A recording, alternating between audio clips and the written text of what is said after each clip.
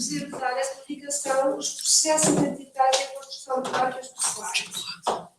A Simone é professora da Universidade Federal de Goiás e encontra-se neste momento a fazer um pós-doc na Universidade Nova de Lisboa. E é um prazer tê-la aqui, a Maria, pela primeira vez. Pela primeira vez. Muito feliz. Virá brevemente novamente. Amém. Então vamos ouvi-la com toda a atenção. Muito obrigada. Boa tarde a todos. É um privilégio estar aqui. E ao ouvir a apresentação anterior, é como se eu dissesse o seguinte: se eu tivesse combinado com a Márcia para apresentar, eu diria assim: tudo isso que ela falou, e agora uma pergunta central. E eu faço isso sozinho ou eu contrato alguém para me ajudar a fazer isso? É aqui que parte o meu trabalho. Tá? Então, na verdade, eu vou falar um pouco, muito dentro do que de fato acabou de ser apresentado, sobre as necessidades de construção de uma marca pessoal. Só que eu venho trabalhando desde 2010, esse é um grupo de pesquisa aqui embaixo, o grupo de pesquisa Mídia e Cidadania, muito obrigada. Desde 2010, nós estamos trabalhando com construção de imagens para profissionais liberais.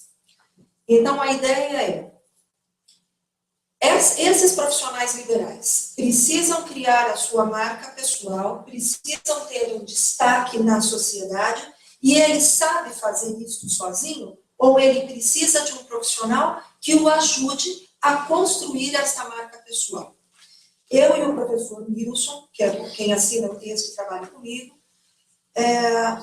nós estamos, enfim, atuando na Universidade Federal de Goiás, portanto, o nosso local de fala é o Centro-Oeste brasileiro.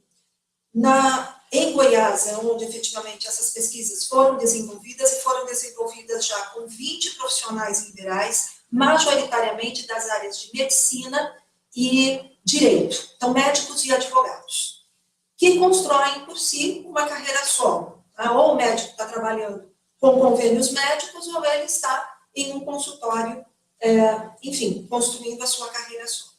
Para resumir, então, o trabalho fala de um processo identitário na construção de marcas pessoais, sobretudo com profissionais liberais. O papel da comunicação no processo, que nós estamos vendo desde o momento que chegamos aqui hoje, que a construção dessa marca ela é feita de forma absolutamente multifacetada e plural. Não é só a comunicação, obviamente, que constrói marca, mas todo um conjunto, um universo de conhecimentos e ciências. Mas o meu local de fala é majoritariamente o local da comunicação. E essas marcas pessoais, enquanto reflexo da compreensão e interpretação do mundo social, ou seja, os públicos, que foi exatamente a última pergunta que foi feita no trabalho anterior. Então, o que determina essa criação da marca, de uma marca pessoal? O público que eu quero atingir. E então, se eu vou impingir uma imagem de um rebelde, ou de um bonzinho, ou de um querido, ou de um carismático, ou, enfim, o que vai determinar isso é efetivamente quem é o público com o qual eu quero me relacionar, para quem eu quero aparecer, que vai resultar da formatação identitária que advém de uma tensão que existe entre o que os outros dizem ao sujeito que ele é e os atos de pertença, obviamente, que ele está inserido. As atribuições que significam a identidade para o outro e os atos de pertença que indicam a identidade para si. Este movimento, ele vai ser compreendido como aquilo que esperam que o sujeito seja e assuma uma determinada identidade, o desejo do próprio sujeito em ser e assumir uma determinada identidade, onde o sujeito só é reconhecido pelo outro pelos canais de comunicação, que podem ser midiáticos ou não. Não necessariamente precisa ser uma comunicação mediatizada. Pode ser uma comunicação interpessoal, mas que tem que existir uma comunicação, tem, obviamente, porque senão eu não consigo me expressar sobre aquilo que eu quero que o outro identifique de mim. É na comunicação, então, que se forja essa identidade e se constrói esta imagem, o pressuposto fundamental dessa construção de imagem, dessa construção de marca. Onde tudo começou, então? Começou com essas pesquisas desde 2010, sobretudo no âmbito das relações públicas, que já trabalham dentro da sua própria, do seu eixo principal de atividade. As relações públicas já trabalham com construção de imagem para organizações. Então, dentro da própria derivação do tripé comunicacional, que é publicidade, jornalismo e relações públicas, o RP é o profissional que efetivamente tem, dentro da sua maior bagagem, ou enfim, estratégia de trabalho, a construção de marcas para empresas.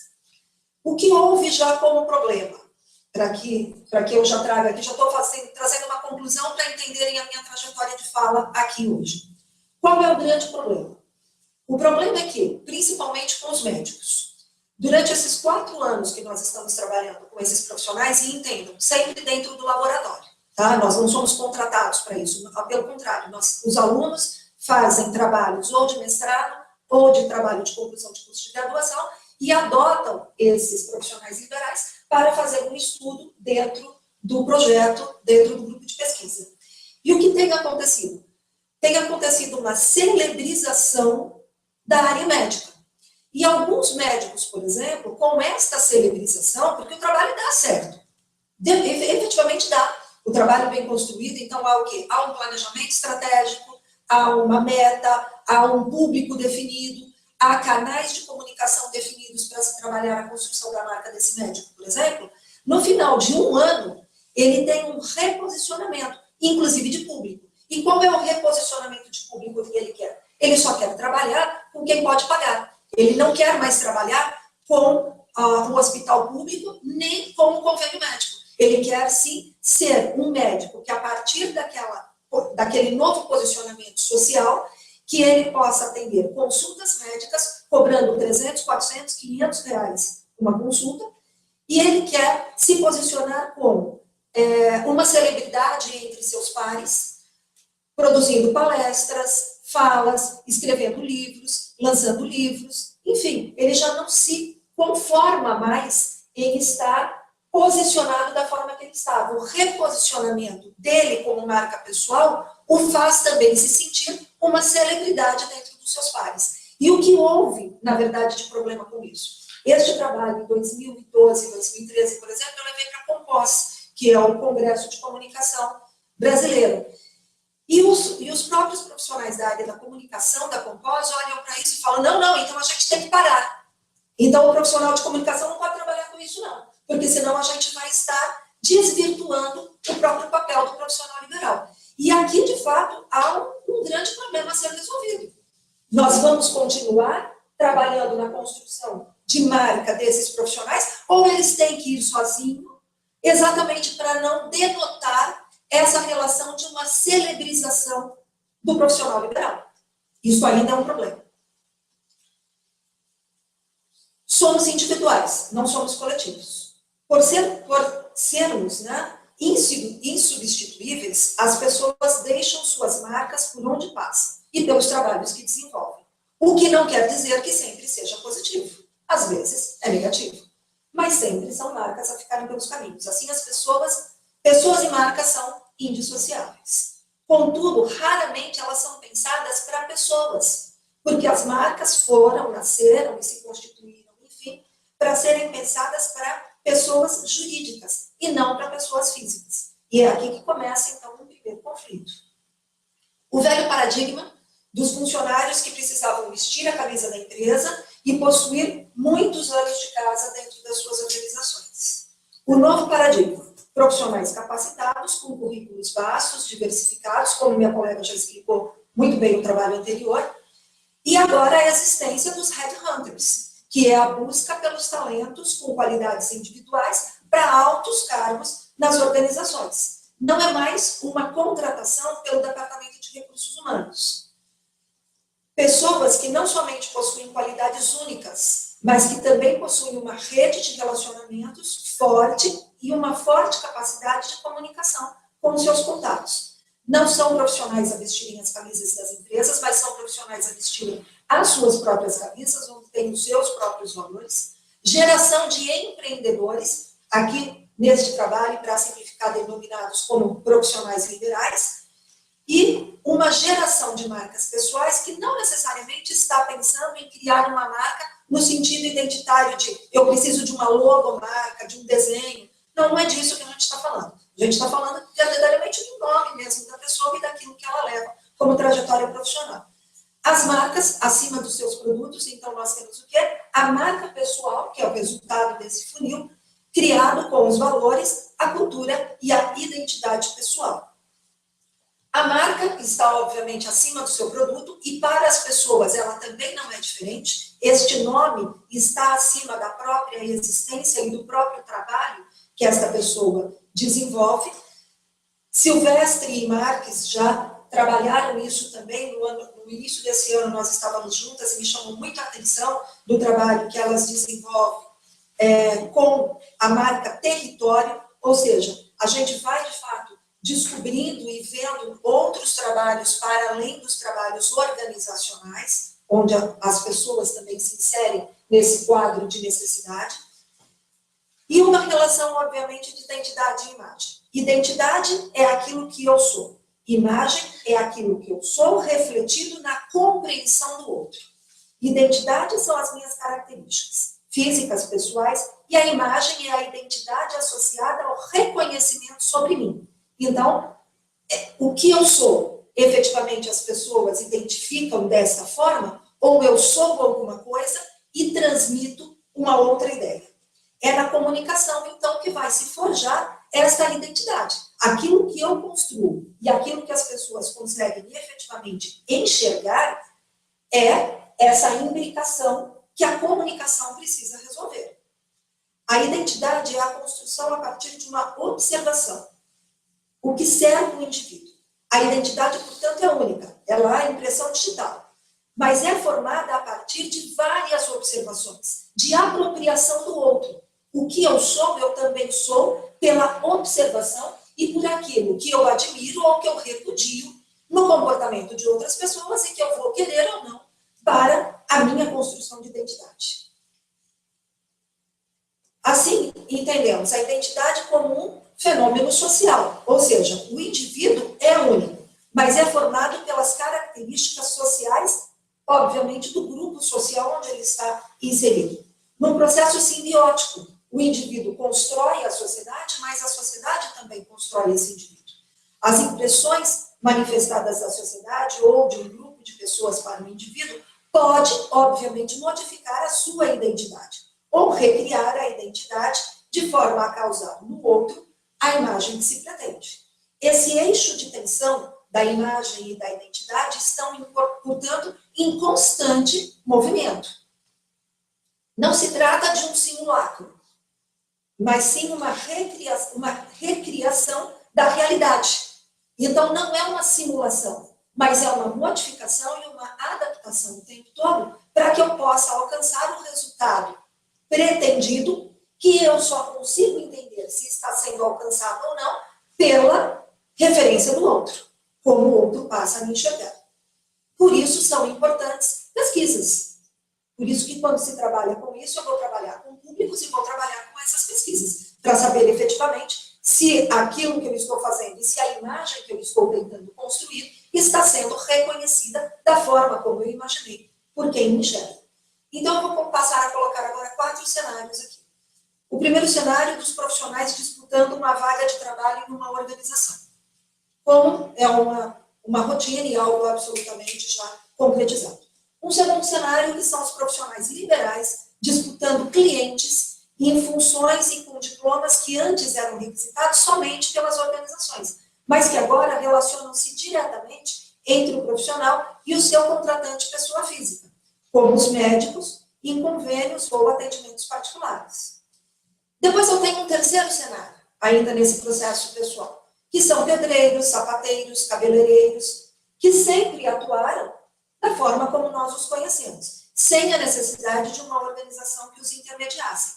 Mas a dinâmica social que muda faz com que essa condição do profissional liberal esteja, de alguma forma, hoje, voltada para as próprias organizações. Muito pela própria segurança. Então, se eu quero contratar hoje, por exemplo, Deixa eu passar para o cenário 4 e explico de uma vez que acho que é mais fácil. O cenário 4 é onde eu tenho pessoas que gerenciavam seus próprios negócios, mas que por questões de segurança passam a ser intermediadas por organizações, como é o caso de babás ou de empregadas domésticas, que antes a referência era um boca a boca, por exemplo, do local onde essas pessoas moravam. Só que a insegurança, e eu estou falando majoritariamente dentro de um cenário brasileiro, tá? Que pode também ser multiplicado em outros locais, mas no cenário brasileiro isso tem se tornado muito forte, que é de ter uma organização que intermedie o papel de um profissional liberal. Porque eu preciso de alguém que chancele aquela marca daquela babá ou daquela empregada doméstica, por exemplo. A crise nas instituições, uma crise de vinculação social, então aqui eu estou desenhando esse cenário para chegar onde nós chegamos, uma crise na escola, na igreja, na família, na política, na saúde, na segurança, fazendo com que essas instâncias também perdessem essa legitimidade, as relações com as normas sociais que tornam-se diferentes, e essa crise que fez surgir um novo reino, que é o reino da imagem, da espetacularização, e um ator midiático mutável e cambiante, sobretudo alimentado pela própria indústria midiática. Ao criarmos uma imagem, nós devemos pensar em semelhanças suficientes para ser reconhecido como membro pertencente a um determinado grupo e diferenças significativas para ser notado como especial. O cuidado para não ser excluído pela exagerada diferença e apreciado pela sutileza do incomum. Esta tensão é o que gera a atenção de um profissional liberal diferente. Se ele for extremamente diferente, ele não é adaptável ao grupo. E se ele for extremamente igual, ele não é contratado porque ele não tem nada que o diferencie. Então, esta tensão é exatamente onde mora o eixo central de fazer nascer a marca pessoal.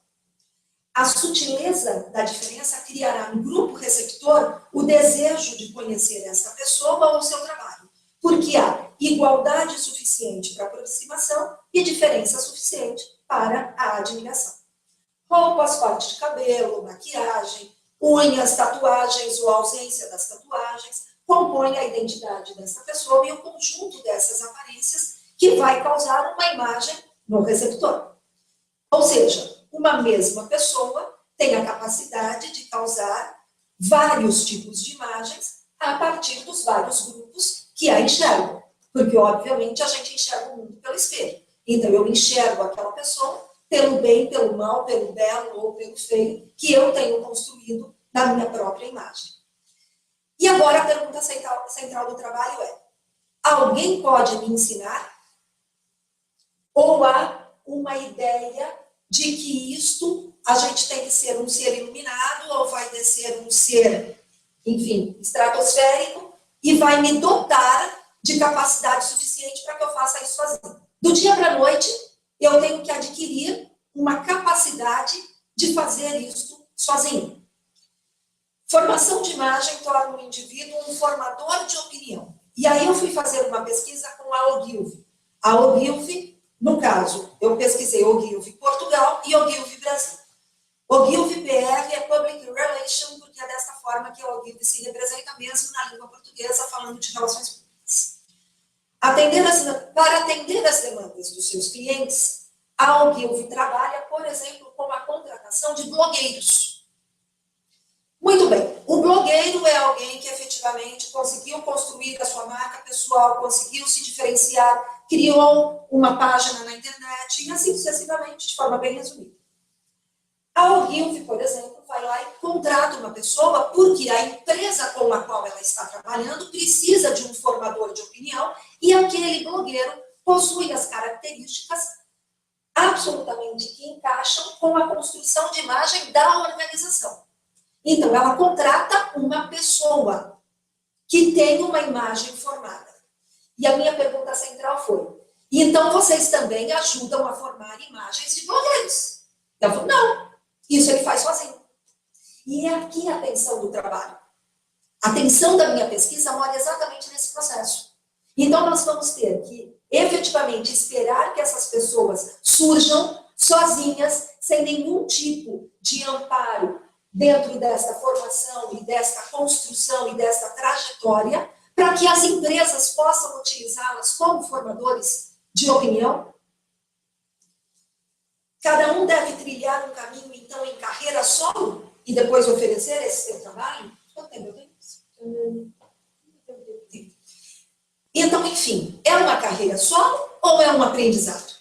Uma pessoa deve construir a sua imagem com ou sem a ajuda de um outro profissional, que no caso, por exemplo, estou trabalhando com profissionais da área da comunicação ajudando, mas que obviamente pode ser o PUM, pode ser da administração, pode ser do designer e assim sucessivamente. Se pensarmos que esta construção de imagem é um aprendizado, quem ensina? São os profissionais da área da comunicação pessoas capacitadas a fazer isso porque já fazem para as empresas? Ou existem outros profissionais a já trabalhar com essa relação de ensinar construção de imagens pessoais? Isso ainda não está legitimado. Aliás, é um assunto absolutamente controverso. Nas possibilidades que eu tive de apresentar trabalhos em congressos sobre isso, de escrever artigos e publicar os artigos nesta linha, eles têm adorações e repúdios mais ou menos na mesma proporção. Né? Numa relação dele. Não, a gente não trabalha com pessoas, a gente trabalha e essas pessoas se fazem sozinhas. As opiniões são divididas. Até que ponto a ética, e aí vem um outro questionamento, até que ponto a ética e a deontologia dos profissionais que trabalham com a construção de imagens de pessoas jurídicas permite que o mesmo trabalho nas mesmas bases de pesquisa, de foco, de meta, de objetivo, possam ser feitas também com pessoas físicas. A comunicação é ponto determinante para o desenvolvimento desta imagem e desta identidade. É na comunicação interpessoal, intergrupal, interorganizacional, ou também na comunicação midiática, que vai se estabelecer esta existência e aparência. A imagem de uma pessoa começa pela aparência e pela linguagem verbal e não verbal. A linguagem é fundamental. Se pensarmos na imagem que se constrói com gestos, com vestimentas, com acessórios, e se pensarmos nos signos, como linguagem e construção da imagem, que é feita com a utilização de objetos pessoais que vão, obviamente, compor a identidade desta pessoa. E ela vai fazer sozinha? Ou eu posso chegar lá e dizer, olha, eu já tenho uma experiência e eu tenho as ferramentas, vou ajudar você a traçar um caminho. A mídia transferiu para ela mesma os processos institucionais dos 4 P's. O pai, o professor, o padre, o pastor e o político. Institucionalizados aqui por família, escola, igreja e política. Trabalho, sindicatos e, em termos de relações sociais, também responsáveis pela ressignificação dessa identidade.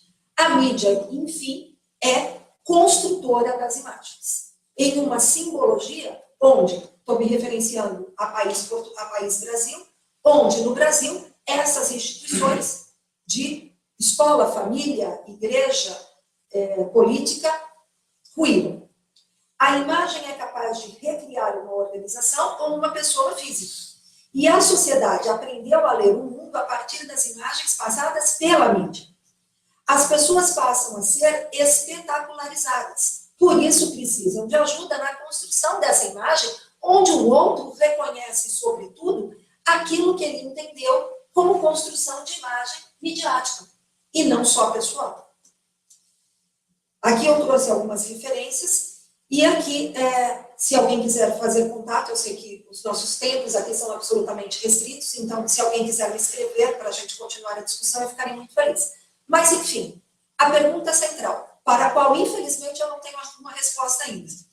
Nós vamos ajudar essas pessoas a construírem as suas marcas pessoais, ou nós vamos efetivamente esperar que cada um, a partir de tudo aquilo, por exemplo, que foi apresentado nos 2 trabalhos anteriores, e quando nós pegamos os livros sobre construção de imagem, sobre branding, enfim, o que nós vemos é como você constrói. Então, é sempre o conjunto do Lego, né? Eles dão um pacotinho e você em casa monta ali e forma o seu boneco.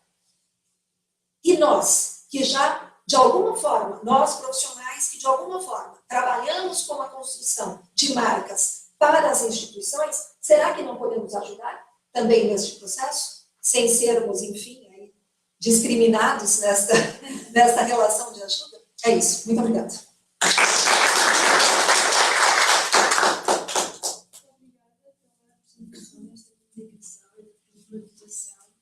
facto, estas três publicações, no seu todo, são interessantes e mostram que, em minha opinião, que a marca pessoal resulta das interações e das práticas, ou dos textos, se quisermos. E para tudo isso, há as linguagens, sejam elas que tipo de linguagem estivemos a pensar, não? Quando falo em linguagem, não estou apenas a falar em linguagem verbal, mas também a visual, a cultural, todas estas questões marcam, constroem essa identidade e essas marcas pessoais. Agora, aquilo que me parece importante é realmente que haja, como a Márcia referiu, uma certa unidade, uma certa congruência, e não haver as incongruências que de facto acontecem nas empresas e acontece também connosco, estas incongruências que mostram que alguma coisa não dá certo, ou seja, o que queremos passar por verdes e não sermos verdes. Isto para utilizar esta metáfora, não é? Agora, só uma pergunta, uma questão, de forma a podermos fazer o nosso intervalo. Está aberto a possibilidade de fazer uma pergunta à Simone. Para passarmos o intervalo, já está na hora. Ainda vou fazer. Lá em São Paulo a gente tem um curso chamado Consultoria de Estilo e Imagem. Eu acompanhei a criação desse curso e muitas pessoas falaram, mas é uma coisa fútil, né? E hoje, exatamente respondendo a sua pergunta, a construção da marca pessoal, da imagem pessoal, é fundamental esse curso, porque elas trabalham com pessoas que estão com doença, com câncer, então elas saem às ruas pálidas, então constrói a imagem, ensina a passar uma base, né, um blush, como usar o lens, como usar uma peruca, além de melhorar a autoestima para ter um posicionamento melhor para ir para o mercado de trabalho, para continuar trabalhando, que a vida continua. E outros grupos, né, como terceira idade, né, com jovens, com gestão de carreiras. Então, eu, respondendo a sua pergunta, eu acredito que é muito importante a construção da marca pessoal, sim, não só a marca corporativa. Obrigada. Vamos encerrar esta sessão. Muito obrigada pela vossa presença e pelas perguntas estimulantes para este diálogo.